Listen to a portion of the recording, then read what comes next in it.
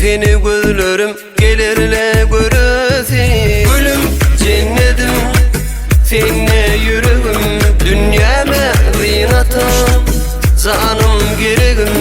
Gülüm cennetim, seninle yüreğim, dünyama zinatım, canım gereğim.